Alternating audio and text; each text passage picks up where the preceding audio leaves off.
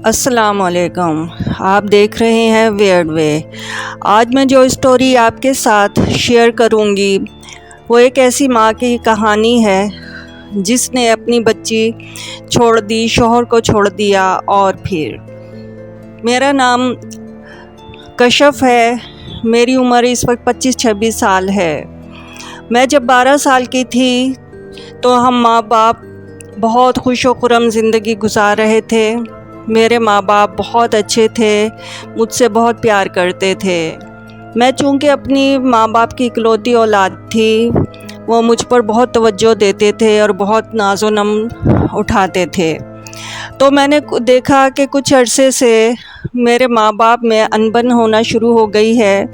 وہ ظاہر تو نہیں کرتے تھے، امی بھی ابا سے بات نہیں کرتی تھی اور ابا بھی بہت چپ چپ رہتے تھے۔ تو مجھ سے رہا نہیں گیا۔ ایک دن میں نے ابا سے پوچھا کہ کیا ہوا ابا، آپ اتنے چپ چپ کیوں رہتے ہیں، کیا وجہ ہے؟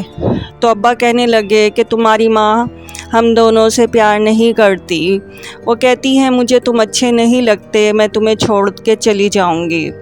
میں نے کہا ابا ایسی بات نہیں ہے، امی ہمارا خیال تو رکھتی ہیں، ہم دونوں سے محبت کرتی ہیں۔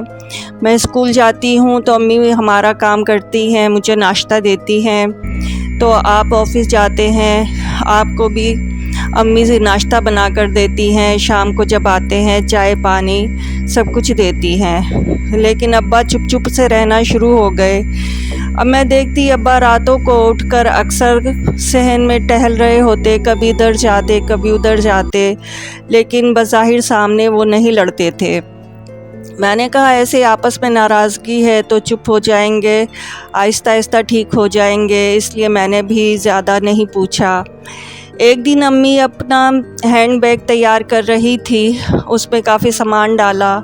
جب میں نے پوچھا کہ امی ہم کیا خالہ کے جا رہے ہیں، تو میں بہت خوش تھی کہ چلو ہماری چھٹیاں ہیں، ہم کچھ دن خالہ کے رہ کے آ جاتے ہیں۔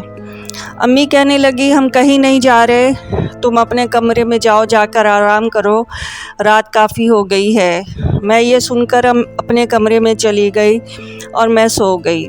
صبح کو جب میں اٹھی تو میں امی کہتی ہوئی کچن میں گئی کہ امی مجھے ناشتہ دیں، مجھے بھوک لگی ہے، لیکن امی مجھے نظر نہ آئی۔ میں نے ہر کمرہ تلاش کیا لیکن امی کہیں نظر نہیں آئی۔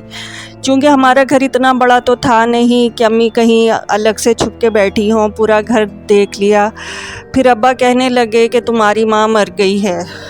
میں کہا ابا آپ ایسی باتیں کیوں کر رہے ہیں، امی اپنی بہن کے گھر گئی ہوں گی، تھوڑے دنوں میں آ جائیں گی، آپ ایسی باتیں نہ کریں۔ تو ابا نے کہا کہ واقعی تمہاری ماں مر گئی ہے، اس کی رات کو طبیعت کافی خراب ہو گئی تھی، اسے میں ہاسپٹل لے گیا تو ڈاکٹر کہنے لگے اس سے پہلے سے ہی کوئی جان لیوا بیماری لگی ہوئی تھی جس کی وجہ سے یہ مر گئی، اب میں اسے دفنا کر آیا ہوں۔ میں سن کر بہت روئی اور میں سمجھی ابا مذاق کر رہے ہیں کہ ان کی دونوں کی لڑائی ہوئی ہوگی، امی ناراض ہو کر اپنی بہن کے چلی گئی ہیں تو ابا آہستہ آہستہ ٹھیک ہو جائیں گے اور امی 1-1.5 ہفتے میں آ جائیں گی۔ 2 ہفتے گزر گئے، امی نہیں آئی، پھر 1 مہینہ گزر گیا، امی نہیں آئی۔ جب 2 مہینے گزر گئے تو مجھے یقین ہو چلا کہ واقعی امی مر گئی ہیں۔ تو میں نے اس دن بہت روئی کہ میری ماں واقعی مر گئی ہے، تو میں نے ابو سے لپٹ کر روئی۔ تو مجھے پتہ چلا کہ امی واقعی اس دنیا سے چلی گئی ہیں۔ پھر 6 مہینے کے بعد ابو دوسری امی لے آئے۔ دوسری امی لانے کے بعد ابو میرا بالکل بھی خیال نہیں رکھتے تھے، پہلے تو تھوڑی بہت توجہ دیتے تھے، پھر تو جیسے ماں کی نوکرانی بنا لیا تھا، پورا دن گھر کا کام کاج کرتی، اس پر بھی ابو بھی طعنے دیتے اور کہتے تم میرے سامنے مت آیا کرو، تمہاری شکل تمہاری ماں سے ملتی ہے، مجھے تمہاری ماں سے بھی نفرت تھی، مجھے تم سے بھی نفرت ہے، تم مت آیا کرو۔ ابو ایسی باتیں کرتے تھے تو ستیلی ماں بھی مجھ سے اچھا سلوک نہیں کرتی تھی، وہ بھی مجھ سے ایسی ہی باتیں کرتی اور سارا دن گھر کا کام کرواتے اور کھانا بھی بہت تھوڑا دیتے۔ لیکن ایک کام اچھا تھا کہ میرے اسکول کالج کی فیس ابو بھرتے تھے۔ اسی دوران ابو کے 2 بچے بھی ہو گئے جن کا ابو بہت خیال کرتے تھے، دودھ کا خیال، پیمپر وغیرہ سب ان کا خیال کرتے تھے۔ اب میں کالج میں آ چکی تھی اور میں گریجویشن کر چکی تھی۔ ग्रेजुएशन करने के बाद मैंने सोचा कि मैं किसी स्कूल में टीचिंग कर लेती हूँ ताकि मैं अपना खर्च तो उठा सकूँ। अब्बू तो वैसे ही मुझे कुछ नहीं देते, कपड़े भी अपनी माँ के पहनती हूँ जो पुराने छोड़ गई थी। एक सहेली थी जो मेरा थोड़ा बहुत खर्चा उठा लेती थी। मैं ये पूछने के लिए अब्बू के पास गई कि मैं टीचिंग कर लूँ। अभी अब्बू के कमरे के बाहर ही थी, दरवाज़े पर थी, तो मैंने अम्मी और अब्बू को कुछ बातें करते हुए सुना। अब्बू सुतेली माँ से मेरी माँ के मुतल्लिक़ कुछ बातें कर रहे थे। अभी मैंने थोड़ी ही बातें सुनी थी तो मेरा तो हाल बुरा हो गया। ऐसे लगा जैसे मेरे पाँव के नीचे ज़मीन ना हो। मैं अपने कमरे में आकर खूब रोई, इतना रोई कि मेरे बिस्तर गीला हो गया। मेरा बहुत बुरा हाल था। अगले दिन मेरा इंटरव्यू था। मैं स्कूल में इंटरव्यू देने के लिए गई। क्लास 1 के बच्चों को पढ़ाना था। मैं इंटरव्यू में सेलेक्ट हो गई और अगले दिन से मुझे ज्वाइन करना था। मैं अगले दिन बच्चों को पढ़ाना शुरू कर दिया और उस क्लास में तकरीबन 25-26 बच्चे थे जिन्हें मुझे पढ़ाना था। एक बच्चा उमैर नामी भी था जो बहुत प्यारा सा था और तोतली ज़बान में बातें करता था। चूँकि क्लास 1 के बच्चों की डायरी हम टीचर्स को ही लिखना होती है, तो सब बच्चों की डायरी लिखने के बाद जब मैं उमैर की डायरी लिखने के लिए पहला पेज अभी खोला ही था तो मैंने देखा उसकी डायरी पे कुछ अशआर लिखे हुए हैं। वो अशआर तो सिर्फ मेरी माँ ही लिखती थी, सिर्फ उसने मेरे लिए ही लिखे थे। वो हैंड राइटिंग मैं कैसे भूल सकती थी जो सिर्फ मेरी माँ की थी। मेरी माँ कहती थी कि ये अशआर मैंने तुम्हारे लिए लिखे हैं। जब तुम पैदा हुई थी तो ऐसे लगता था सारी दुनिया की खुशियाँ मेरे पास आ गई हैं। तुम्हें पाकर मैं बहुत खुश थी और ये मेरे दिल की आवाज़ थी। मैं बहुत खुश थी और ये अशआर मैंने तुम्हारे लिए लिखे हैं। ये अशआर तो कोई और लिख ही नहीं सकता। तो मैंने वो पेज फाड़ के अपने बैग में रख लिया। अगले दिन फिर उमैर की डायरी में कुछ और अशआर लिखे थे। अब तो मेरा शक कुछ यकीन में बदल रहा था कि ये उमैर की अम्मी कहीं मेरी अम्मी ना हो। एक हफ़्ते के बाद पीटीएम थी, यानी पेरेंट टीचर मीटिंग।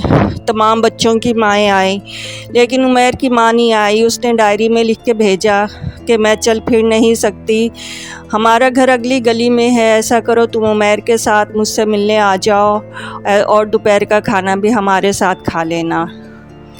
अब स्कूल क्लास ख़त्म करने के बाद मैं उमैर के साथ उसके घर चली गई। जैसे ही नौकर ने दरवाज़ा खोला तो व्हील चेयर पे वो औरत बैठी थी, मुंह दूसरी तरफ था। उन्होंने इशारे से उमैर को अपने रूम में जाने का कहा और फिर मेरी तरफ मुंह किया। मैं ये देखकर हैरान हो गई कि सामने कोई और नहीं, मेरी ही माँ थी।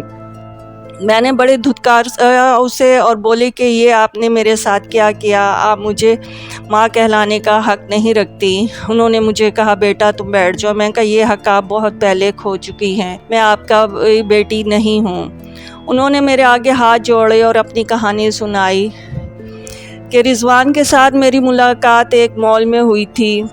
वो मुझे अपनी दौलत से उसने मुझे अपनी तरफ खींच लिया और इतनी दौलत उसने दिखाई, इतने बंगले गाड़ी सब कुछ दिखाया, तो मैं भी उसकी हो गई। तुम्हारे बाप के घर में तो 2 वक्त की रोटी मुश्किल से मिलती थी, तो वो बहुत बड़ा बिजनेसमैन था। उसने मुझसे शादी की और जब मैं शादी होकर उसके पास आई तो मुझे पता चला कि रिजवान तो पहले से शादीशुदा है लेकिन उसके कोई औलाद नहीं थी। उसने औलाद की खातिर मुझसे शादी की थी।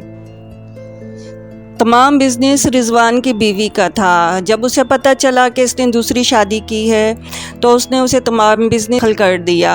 रिजवान से ये सदमा बर्दाश्त ना हुआ और उसने एक दिन खूब शराब पी, इतनी पी कि उसके गुर्दे फेल हो गए और वो इस दुनिया से चला गया। अब मेरी ये हालत है कि मुझसे ये सदमा बर्दाश्त ना हुआ और मुझे भी एक जानलेवा बीमारी लग गई है। पता नहीं कब मेरी ज़िंदगी की शाम हो जाए। उमैर का इस दुनिया में मेरे अलावा कोई नहीं। ये घर मैं तुम्हारे नाम करती हूँ, तुम उमैर इस घर में खुशी से रहना, आराम से रहना, तुम्हें कोई तकलीफ़ नहीं होगी। जो मैंने तुम्हारे साथ किया, अल्लाह ताला ने मुझे देखो कितनी बड़ी सज़ा दी है, मुझे माफ़ कर दो। ये कहते हुए मेरी माँ व्हीलचेयर से उठ के मेरे कदमों में आने लगी और वहीं गिर गई। आखिर मैं भी तो उनकी बेटी थी और मुझसे ये बर्दाश्त ना हुआ। मैंने अपनी माँ को गले से लगाया और हम माँ बेटी खूब रोए और न जाने कब तक रोते रहे, और मैंने फिर अपनी माँ को माफ़ कर दिया। आज मेरी माँ को मरे हुए 4 साल हो गए हैं। मैं अपने छोटे भाई के साथ इस घर में बहुत खुशी से ज़िंदगी गुजार रही हूँ। तो दोस्तों, आज की स्टोरी कैसी लगी? अगर मेरी कहानी पसंद आई है तो मेरे चैनल को सब्सक्राइब करें और बेल आइकन को प्रेस करें।